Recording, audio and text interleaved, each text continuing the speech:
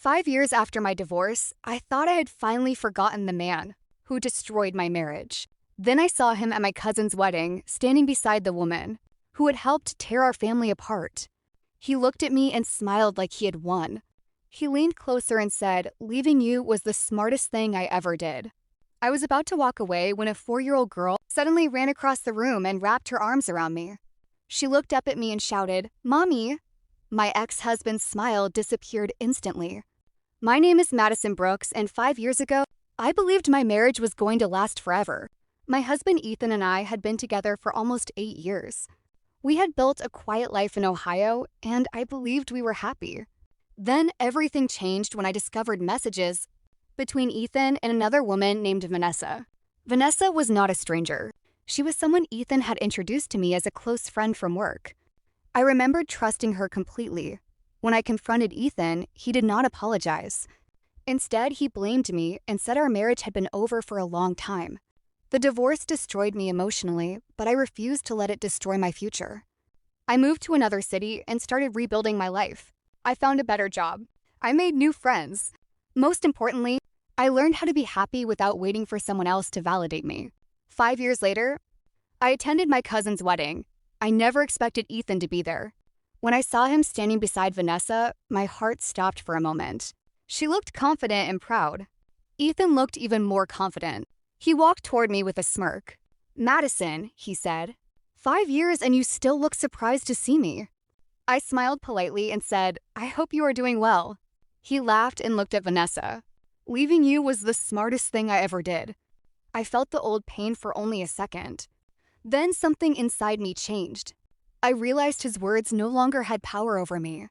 I turned around to leave when I heard tiny footsteps behind me. "Mommy!" I froze. A little girl about 4 years old came running toward me. She wrapped both arms around my waist and held me tightly. "Mommy! Dad and I have been looking everywhere for you." The entire room became silent. I looked down at her and immediately recognized the necklace around her neck. It was the same small silver necklace I had bought 5 years earlier for the baby I believed I had lost. My hands started shaking. Then Ethan rushed toward us. He looked terrified. The little girl looked at him and said, "Daddy, why didn't you tell Mommy we were coming?" I looked at Ethan. "What is her name?" He could barely speak. "Her name is Sophie." I stared at the child and remembered the darkest day of my marriage. 5 years earlier, Ethan had told me that the pregnancy had ended because of a medical emergency. He had shown me paperwork and convinced me there was nothing I could do. But now the little girl standing in front of me was clearly alive. Vanessa suddenly stepped forward and started crying. "Madison, I never knew he would hide this from you." I looked at Ethan and asked one question. "Why did you tell me my baby was gone?" He finally admitted the truth.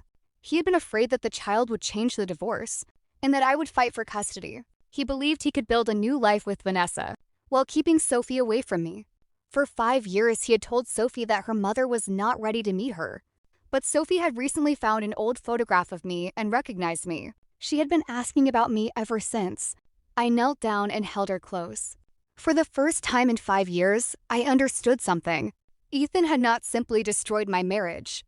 He had stolen 5 years of memories from both me and my daughter. That night, I did not scream. I did not beg. I did not seek revenge. I simply told Ethan that from that moment forward, everything would be handled through lawyers and the proper legal process.